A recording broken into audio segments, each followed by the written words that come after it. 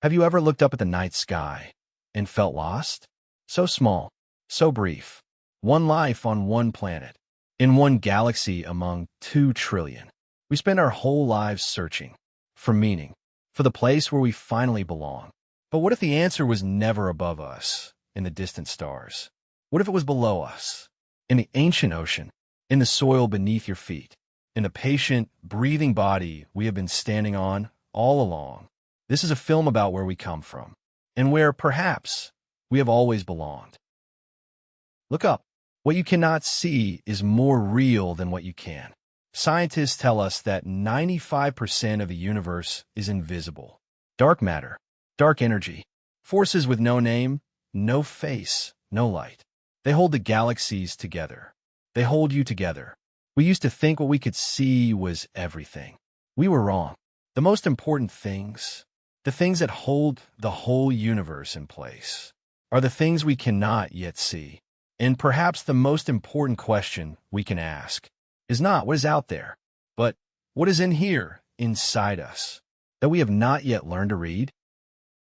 95%. Think about that.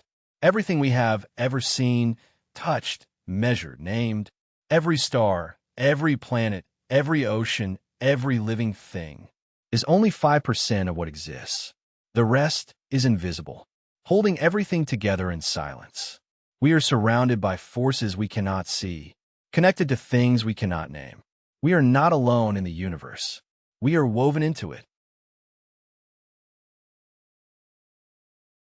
The Earth is not a rock floating in space. It breathes. It bleeds. It dreams. Its forests are lungs, breathing out the air you breathe in right now. Every second of your life.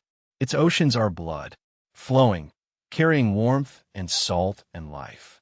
From pole to pole, without stopping. 4 billion years. Its mountains are bones, older than memory, patient as stone. Its wind is breath. Its volcanoes, a slow, deep heartbeat. The Chinese character for Earth is Ku, something growing up from the ground. The most humble of the 5 elements. It does not shine. It does not burn. It does not flow. It simply holds everything, gives everything a place to stand. 4 billion years. The Earth has regulated its own temperature, its own oxygen, its own oceans, the way a living body regulates itself. When it runs too hot, the ice caps grow. When the air grows thin, forests spread. When the seas rise, the land adjusts. James Lovelock called this Gaia, the Earth as one living organism, and everything on it, part of that organism. If the Earth is alive, what are we? We are what lives on its skin, like the bacteria that live on us. Sometimes helpful, sometimes harmful, mostly unaware of the vast body they inhabit. Somewhere at the bottom of the deep ocean, a clam opens one eye, looks up at the surface, watches us building, fighting, rushing, forgetting, and thinks, the bacteria are busy again today, then closes its eye and goes back, quietly, patiently, to making its pearl. What if the Earth is the clam, and we, small, noisy, imperfect, are the grain of sand inside it? The Earth does not hate us. It does not expel us. It wraps us, holds us, adjusts around us, layer by layer, century by century. Something is being made of us that we cannot yet see. But look at what the grain of sand has already become. Cathedrals, music, medicine, kindness, children held in the light, poems written in the dark, every act of love in all of human history. We are not only the irritant, we are also, slowly, imperfectly, the pearl. But the Earth is not the only teacher. Look closer, into the ocean, into the ancient code written in every living creature.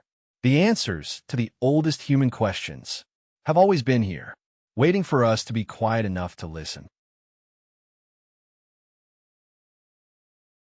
500 million years ago, before the dinosaurs, before the trees, the jellyfish was already here. No brain, no heart, no bonus. And yet, when it grows old, when its body begins to fail, it does something no other creature on Earth can do. It goes back, all the way to the beginning. It becomes young again.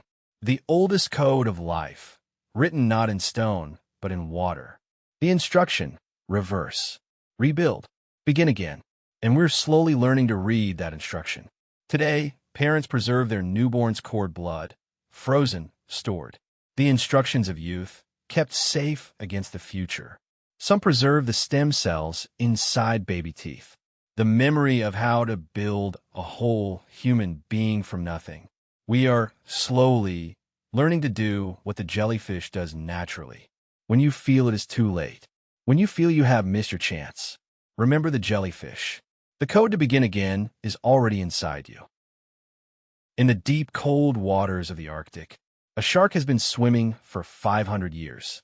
It was alive when Shakespeare wrote his plays, when Galileo looked through his telescope, when the first ships crossed the Atlantic. It moves slowly. Its heart beats once every 10 seconds. In 500 years, it has never had cancer, no disease, no organ failure. Its body, ancient as stone, remains perfect. We run, we train, we push our bodies harder and faster, believing that effort is the path to health. But the oldest living creature on Earth moves slowly, very slowly. So we must ask ourselves, is our idea of health correct? Is the answer to live faster or to live deeper? Scientists are asking this question now, because the answer, whatever it is, may be written inside that ancient body, still swimming, patient, waiting for us to be wise enough to ask. What is written inside your body that your life has not yet learned to read? The octopus has 3 hearts, 9 brains, and blood the color of the sky. 1 central brain, 1 in each arm. Every part thinks for itself. It can change its shape, its color, its texture, in less than a second. Cut off 1 arm, it grows back, complete. It lives for only 2 years. And in 2 years, it achieves more than creatures that live for 50. The octopus teaches us, do not put everything in one center. Let every part of you be intelligent. Do not hold on to how you were before. Change completely and still be yourself. Length of life is not the measure. Depth is. The axolotl, a small salamander from Mexico, can rebuild its own heart, not heal it, not compensate for the damage. Rebuild it, perfectly, from nothing, cell by cell, as if the wound never happened. When a human heart is damaged, the scar is permanent. Dead tissue, never beating again. The heart compensates for the rest of its life, weaker. When an axolotl's heart is damaged, no escape, the cells return to an earlier state and rebuild perfectly. Scientists are searching for the gene that does this. The instruction that says, do not scar. Rebuild. If we find it, a broken heart becomes reparable. A damaged spine becomes healable. The axolotl is not a miracle. It is a library, and we're just learning to open the door. For every person who carries a wound they believe is permanent, the axolotl carries this answer. The instruction to rebuild is already written. We are only learning to read it. Everything returns. The carbon in your bones was forged inside a dying star. The water in your blood has been ocean, cloud, river, rain, 1,000 times before it found you. The breath you take right now was once breathed by a mammoth, a monk, a child who lived 10,000 years ago. Nothing is lost. Everything cycles. Life does not end. It changes form. 观唐见微. Look at the small to understand the great. 1 jellyfish in the deep ocean. 1 shark swimming for 500 years. 1 clam at the bottom of the sea. Each one carrying an answer to the oldest human question. The wheel turns and turns and turns. Every living thing upon it is exactly where it was always meant to be. And we, small, loud, searching, dreaming, we're on the wheel too, not separate from it, not above it, part of it, turning.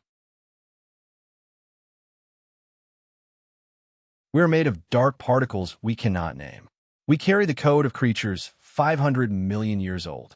We are the jellyfish, able to begin again. We are the shark, patient, ancient, enduring. We are the octopus, adaptable, intelligent in every part. We are the axolotl, able to rebuild what was broken. And we are the grain of sand, inside the great clam of the earth. being wrapped, being held, being made into something we cannot yet see. The lighthouse sends its beam across the water. The boat moves toward the light, not because it knows what waits on shore, but because something older than thought, written in every cell, in every ancient gene, says, this way, go this way. You belong to this earth, this patient living earth that has been holding you since before you had a name. We did not know the answer at the beginning. We were lost, but the earth was never confused about us. It simply kept wrapping, layer by layer, patiently. And here we are, the grain of sand that became the pearl, the bacteria that learned to dream. This is where we come from. This is where we return. This is where we belong.